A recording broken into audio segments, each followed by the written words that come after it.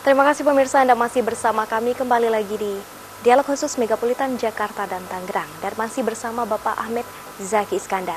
Baik Pak, kita lanjutkan kembali. Mengenai pertanyaan tadi, seperti apa Pak? Jadi selain normalisasi sungai, juga normalisasi situ dan danau-danau, kami pun sudah merencanakan beberapa pembangunan waduk-waduk baru. Baik. Di mana waduk-waduk baru ini juga berfungsi sebagai nantinya tempat penampungan air manakala musim penghujan datang. Kemudian sebagai tempat persediaan air manakala musim kemarau hadir. Nah, di beberapa tempat sedang dilaksanakan untuk pembebasan lahannya dulu. Tapi contoh kecilnya ada di sekitar kantor perkantoran Pemda Tiga Raksa ini. Waduk-waduk yang sudah ada di sini dihasilkan dulunya adalah galian tanah dan galian pasir. Tapi kemudian kami fungsikan sebagai waduk penampung air yang nanti bisa pada saat musim hujan ini menjadi tempat penampungan air sementara. Pada saat musim kering tentunya ini menjadi cadangan air nantinya yang bisa dipergunakan oleh PDAM maupun oleh saluran-saluran irigasi di sekitar pusat pemerintahan ini. Dan mungkin nanti kita percantik juga menjadi tempat-tempat rekreasi tentunya yang bisa dimanfaatkan oleh masyarakat. Iya, baik Pak. Setiap rencana pasti biasanya juga ada kendalanya Pak. Ya.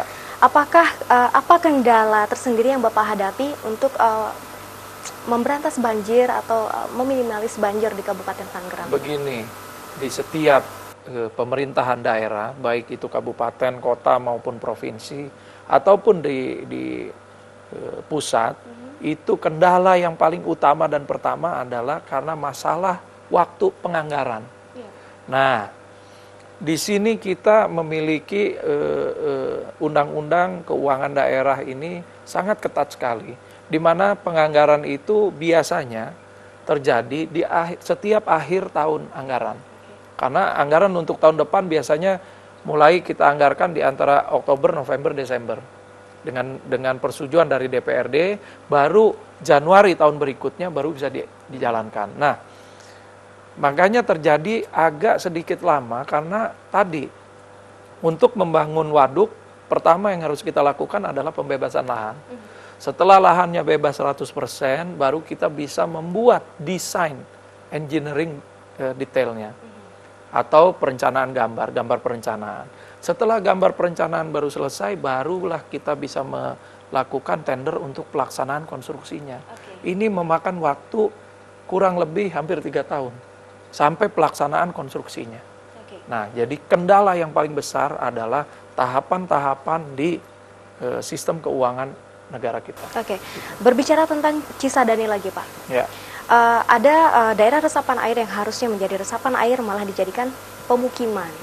Itu seperti apa Pak tanggapan Bapak Nah, sendiri? sekarang program normalisasi tentunya bukan hanya pengerukan dan penanggulan dinding sungai saja. Untuk daerah sepadan sungainya pun nanti harus ditertibkan. Jadi bangunan-bangunan yang berdiri di sekitar sepadan sungai tersebut mau tidak mau harus kita relokasi. Nah, tentunya relokasi ini atau pemindahan ini juga butuh waktu juga dan butuh anggaran. Dan itu harus kita tertibkan semua. Oke, untuk normalisasi sendiri menurut Wakil Gubernur Banten membutuhkan waktu 10 tahun Pak. Kurang lebih. Ya, untuk waktu yang begitu lama mungkin kita baru melihat hasilnya dalam waktu yang lama pula.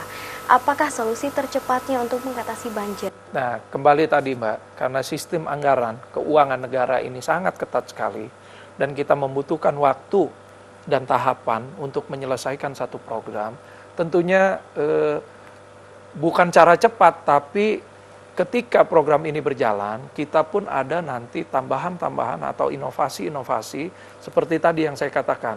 Bagaimana dengan danau-danau, situ-situ yang sepanjang Sungai Cisadane.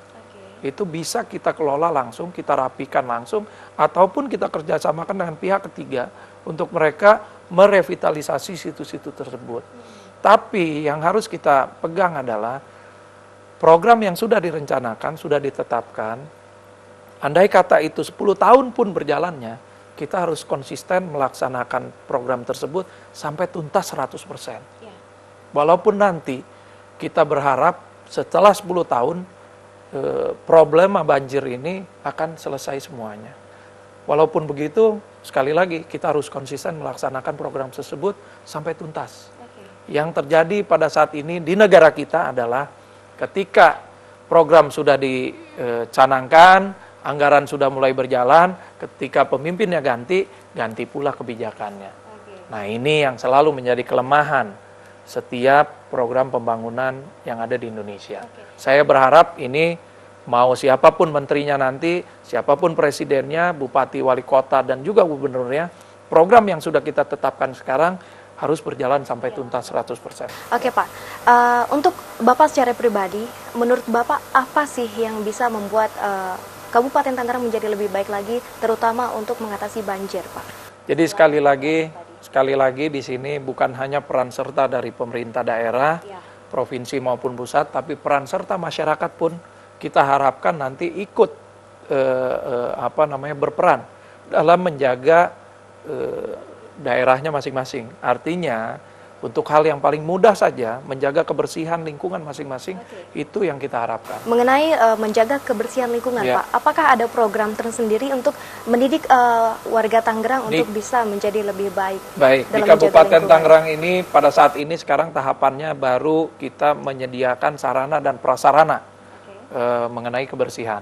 Pengadaan truk sampah, pengadaan kontainer-kontainer atau bak besi untuk sampah, kemudian pembangunan tempat pembuangan sampah sementara di setiap kecamatan.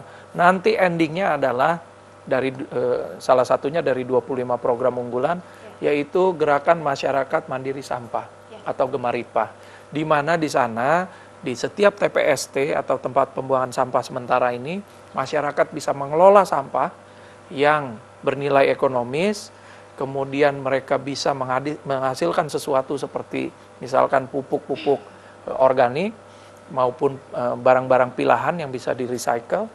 Sisanya baru dibuang ke TPA. Oke, baik. Nah, jadi sekali lagi peran serta masyarakat yang kami harapkan untuk ikut juga meminimalisir bencana banjir yang ada di wilayah Kabupaten Tangerang. Oke, baik Pak.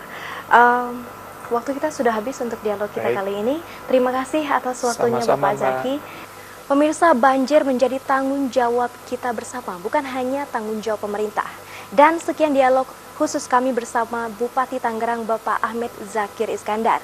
Saya Liza Aditya beserta seluruh redaksi yang bertugas mohon undur diri. Terima kasih atas perhatian Anda dan sampai jumpa.